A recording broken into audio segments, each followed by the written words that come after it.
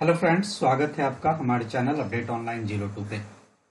दोस्तों, इस वीडियो में बात करने वाले हैं बीएसएससी के बारे में, जो अभी नई वैकेंसी निकलकर सामने आई है। इस वीडियो में हम आपको कंप्लीट इस फॉर्म को फिल करना और इसके नोटिफिकेशन के बारे में जानकारी देंगे। वीडियो आपको पसंद आएगा तो वीडियो को लाइक शेयर जरूर कीजिएगा और आने वाली तमाम अपडेट्स की जानकारी के लिए हमारे चैनल को सब्सक्राइब कीजिएगा। ये जो फॉर्म है वह 25/8/2025 से जो फॉर्म है वो भरना 26/9/2025 तक जो है इस फॉर्म को आप फिल कर सकते हैं। ये जो फॉर्म है वह 10th बेस पे जो है रखा गया है। अगर अप्लाई की बात करें तो 25/8/25 से 26/9/25 तक फिल होगा और ये ऑनलाइन फॉर्म फिल किया जाएगा। और आपको वेतन की बात करें तो लेवल 1 का जो है वेतन आपको देखने को मिलेगा।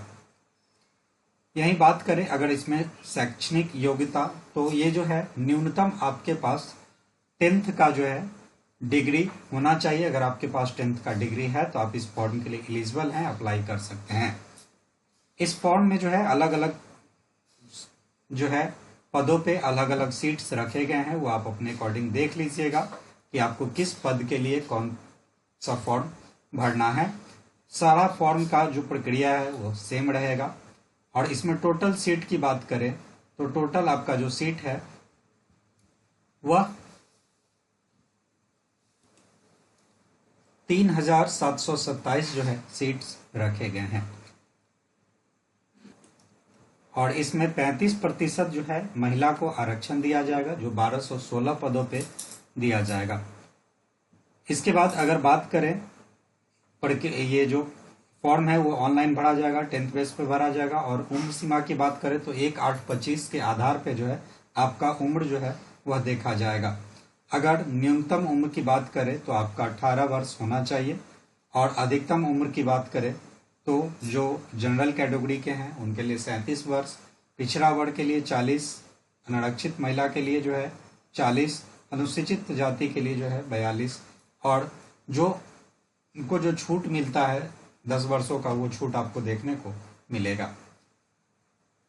अब बात करते हैं इस फॉर्म को आप फिल कैसे कीजिएगा। तो इस फॉर्म को फिल करने के लिए सबसे पहले इसके ऑफिशियल वेबसाइट पे चले आइएगा, जिसका लिंक आपको डिस्क्रिप्शन बॉक्स में देखने को मिल जाएगा। यहाँ पे आने के बाद सबसे पहले आपको यहाँ पे रजिस्ट्रेशन का ऑप्शन दिख रहा है, इस पर सिंपली आपको क्लिक करना है। थोड़ा सा वेट करेंगे, ये इस तरीके से एक फॉर्म खुलकर आ जाएगा। सबसे पहले आपका जो है नाम, जो आपके 10th के सर्टिफिकेट पे है, उसके अकॉर्डिंग आपको नाम सेलेक्ट करना है।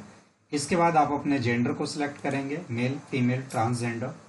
इसके बाद अगर आप बिहार के निवासी हैं तो यस करेंगे, नहीं है तो नो करेंगे।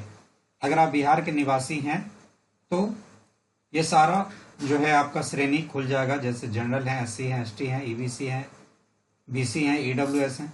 अगर आप नहीं हैं तो ये सारा ऑटोमेटिक डिसेबल हो जाएगा, फिर आप जनरल कैटेगरी में आएंगे। अगर आप बिहार के निवासी हैं तो जो कास्ट सर्टिफिकेट है वो आपको देना होगा। अगर आप SC, ST और EBC, BC के अंदर से आते हैं तो आपको ये देना होगा। इसके बाद आपसे पूछा जाता है कि आप क्या दिव्यांग हैं। अगर दिव्यांग है तो यस करेंगे, नहीं है तो नो करेंगे। अगर दिव्यांग होंगे तो फिर आपको उसका जो श्रेणी है वो बताना होगा। अगर नहीं है तो ये ऑटोमेटिक डिसेबल हो जाएगा। उसके नीचे जब आइएगा तो अगर दिव्यांग लोग जो होंगे उनको 40% से ऊपर अगर दिव्यांगता है तो यस करेंगे, नहीं है तो नो करेंगे। उसके बाद पूछता है कि आप एक्स सर्विसमैन हैं, अगर हैं तो यस करेंगे। फिर कब से कब तक आप जो हैं सर्विस में हैं उसकी जानकारी देंगे, अगर नहीं है तो नो करेंगे, ये ऑटोमेटिक डिसेबल हो जाएगा। इसके बाद यहाँ पे बोला जाता है कि आप NCC जो है वह आप किए हुए हैं तो यस करेंगे, नहीं किए हैं तो नो करेंगे। इसके बाद आपसे पूछा जाता है कि क्या आप बिहार में कर्मचारी हैं जो कम से कम 3 साल से नियुक्त हैं, तो यस करेंगे, नहीं है तो नो करेंगे।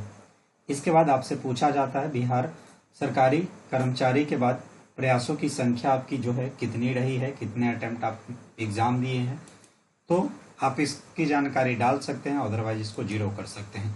इसके बाद आप अपना मोबाइल नंबर दीजिएगा, मोबाइल नंबर को कंफर्म कीजिएगा, फिर अपने ईमेल आईडी को दीजिएगा, ईमेल आईडी को कंफर्म कीजिएगा और कैलेंडर की मदद से अपने डेट ऑफ बर्थ का यहाँ से चयन कर लीजिएगा। तो इस तरीके से आप अपने डेट ऑफ बर्थ को चयन करेंगे।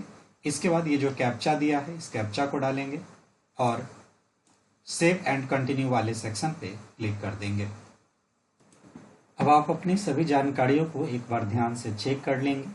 अगर आपको लगता है कि आपके द्वारा दी गई जानकारी सही है तो कंटिन्यू, कंफर्म एंड नेक्स्ट वाले सेक्शन पे क्लिक करेंगे। लेकिन अगर आपको लगता है कि आपके द्वारा दी गई जानकारी में कुछ त्रुटि है तो एडिट वाले सेक्शन पे क्लिक करेंगे। इसके बाद आपसे पूछता है कि are you sure to submit. Simply आपको ओके वाले सेक्शन पे क्लिक करना है। अब आपका जो है रजिस्ट्रेशन नंबर आपको देखने को मिल जाएगा और आपका जो पासवर्ड है वो आपके नंबर पे भेज दिया गया होगा। Simply click here for login वाले सेक्शन पे क्लिक करेंगे। अब यहाँ पे आप अपने यूजर आईडी और पासवर्ड को जो आपके मोबाइल पे भेजा गया है उसको डालेंगे और ये जो कैप्चा दिया हुआ है इस कैप्चा को डालकर लॉगिन वाले सेक्शन पे क्लिक करेंगे।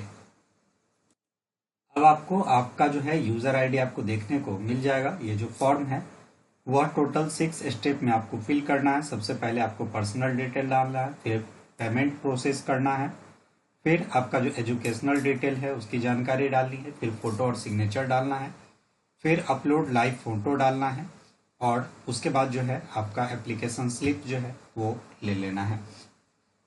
तो आइए स्टेप बाय स्टेप जानते हैं कि आगे क्या करना है। तो आपने जो नाम डाला होगा वो आपको दिख रहा होगा। उसके बाद पिता का नाम डालिएगा, फिर जो माताजी का नाम है वो डालिएगा। इसके बाद अगर आप बिहार के निवासी हैं तो जो निवास प्रमाण पत्र है वो आपको जो है डालना है। यहाँ से जो उसका इशू किया गया तो वो डेट आपको डालना है। इसके बाद जो है जो सर्टिफिकेट नंबर है उस नंबर को यहाँ पे डालना है। उसके बाद आपसे पूछता है कि स्थानीय निवासी प्रमाण पत्र जो है वो आपको किसके द्वारा जारी किया गया था। तो सीओ के द्वारा, आरओ के द्वारा, एसडीओ के द्वारा, डीएम के द्वारा या अदर के द्वारा। तो जिसके द्वारा आपका जो सर्टिफिकेट है वो जारी किया गया उसकी जानकारी आपको डालनी होगी। इसके बाद आप जिस कैटेगरी से आते हैं उस कैटेगरी आपको दिख जाएगा। अगर आप बिहार के निवासी हैं तो ये सब आपको फॉर्म नहीं भरना होगा, ये सारी जो चीज़ें हैं वो आपको फिल नहीं करनी है। लेकिन अगर आप बिहार के निवासी हैं तो फिल करना है। उसके बाद EWS सर्टिफिकेट जो है उसका सर्टिफिकेट नंबर डालना है, कहाँ से कितने तारीख को इशू किया गया था वो इस डेट डालना है, फिर किसके द्वारा इशू किया गया था उसकी जानकारी आपको डालनी है। इसके बाद आपसे पूछता है कि प्रमाण पत्र जारी करने वाला अन्य जो कोई पदाधिकारी है उनके बारे में जानकारी आपको डालनी है। इसके बाद जो आप फॉर्म में फिलअप किए होंगे वो आपको सारी जानकारी आपको देखने को मिल जाएगी, mobile number, email, date of birth, ये सभी जानकारी। इसके बाद आपसे पूछता है कि आप जो है स्वतंत्रता सेनानी में आपके जो फैमिली के कोई हैं वो रहे हैं तो यस करेंगे, नहीं है तो सिंपली नो करेंगे। नो करेंगे सारा ऑटोमेटिक डिसेबल हो जाएगा। इसके बाद आपसे जो है नेशनलिटी पूछता है तो आप इंडियन हैं या अदर है सेलेक्ट करेंगे। इसके बाद क्या आपके पास आधार कार्ड है, अगर है तो यस करेंगे, फिर आधार नंबर यहाँ डालेंगे, अगर नहीं है तो नो करेंगे, यह ऑटोमेटिक डिसेबल हो जाएगा। इसके बाद आप जो है अपना फोटो पहचान पत्र के लिए क्या देना चाहते हैं तो Aadhaar card, voter ID card, driver licence, PAN card, passport, तो जो भी आपको देना है सिंपली उसको सिलेक्ट करेंगे और उसका जो जैसे आधार कार्ड आपने सिलेक्ट किया तो आधार नंबर आपको डालना होगा, उसी तरीके से पैन कार्ड आप सिलेक्ट करते हैं तो पैन कार्ड नंबर डालना होता है। उसके बाद आपके शरीर पे किसी भी तरह का कोई पहचान है, उम्मीदवार के पहचान चिन्ह, तो किसी भी प्रकार के आपके शरीर पे कोई कट का निशान है या कोई दाग है तो उसकी जानकारी आपको इसमें फिल करनी है। इसके बाद आपसे पूछा जाता है क्या आपको कभी किसी प्रतियोगिता परीक्षा जैसे यूपीएससी, राज्य आयोग, आयन, चयन इत्यादि से कभी वंचित किया गया है। मतलब ये कि अगर आप कभी एग्जाम देने गए हो तो हो सकता है कि आपको एग्जाम से निकाल दिया गया हो, तो ऐसा हुआ है तो यस करेंगे, नहीं हुआ है तो नो करेंगे। अगर आप यस करते हैं तो ये सारी जानकारी आपको भरनी होगी।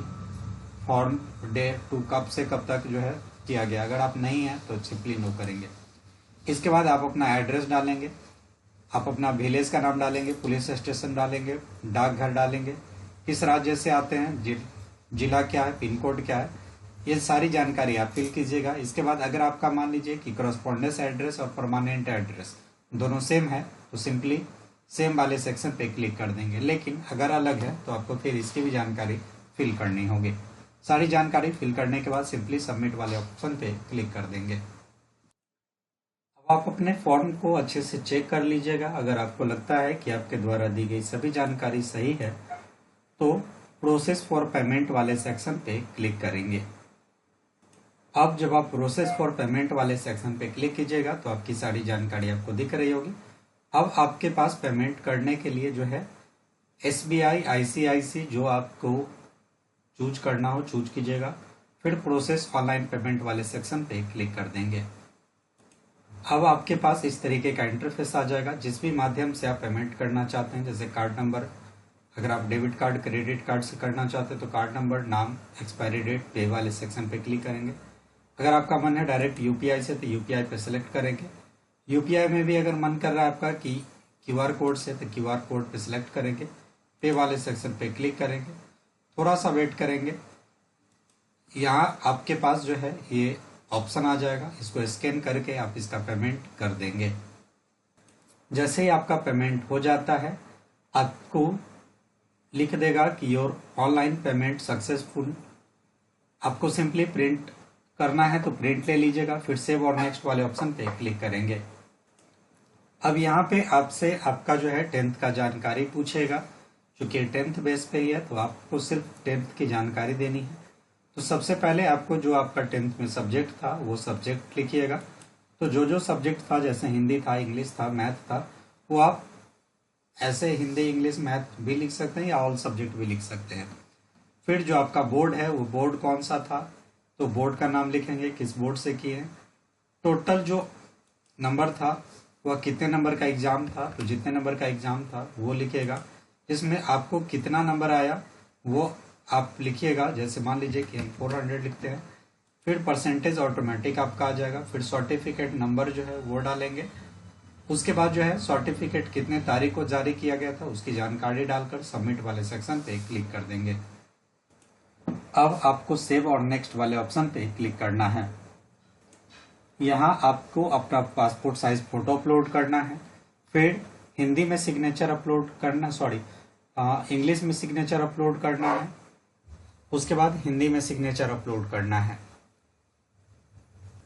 अब अपने फॉर्म को एक बार चेक कर लीजिएगा। अगर आपको लगता है कि पिक्चर सही है तो सेव और नेक्स्ट वाले सेक्शन पे क्लिक करेंगे। लेकिन अगर आपको लगता है कि हमको री अपलोड करना है तो री अपलोड वाले सेक्शन पे क्लिक करेंगे। तो आपको लाइव पिक्चर का ऑप्शन देखने को मिल जाएगा। अब आपका लाइव पिक्चर शो कर रहा है। सिंपली आप टेक फोटो वाले सेक्शन पे क्लिक करेंगे। इस तरीके से आपका फोटो जो है कैप्चर हो जाता है। सिंपली आप सबमिट वाले ऑप्शन पे क्लिक कर देंगे। यहाँ पे ओके का ऑप्शन है, ओके वाले ऑप्शन पे क्लिक करेंगे। अगर आपको लगता है कि पिक्चर में हमको सुधार की जरूरत है तो पिक्चर में सुधार कीजिएगा, अदरवाइज सीधे टिक मारना है और आपको फाइनल सबमिट वाले ऑप्शन पे क्लिक कर देना है। इस तरीके से आपका जो फॉर्म है वो सफलतापूर्वक जो है फिल हो जाता है। अब आपको सिंपली प्रिंट आउट करना है तो प्रिंट आउट कर लेंगे। उम्मीद करते हैं आपको वीडियो पसंद आया होगा। वीडियो में कोई भी जानकारी आपको समझ में नहीं आया होगा तो आप हमें कमेंट कर सकते हैं। वीडियो आपको पसंद आया हो तो वीडियो को लाइक शेयर जरूर कीजिएगा और आने वाली तमाम अपडेट्स की जानकारी के लिए हमारे चैनल को सब्सक्राइब कीजिएगा। मिलते हैं फिर नए वीडियो के साथ। धन्यवाद।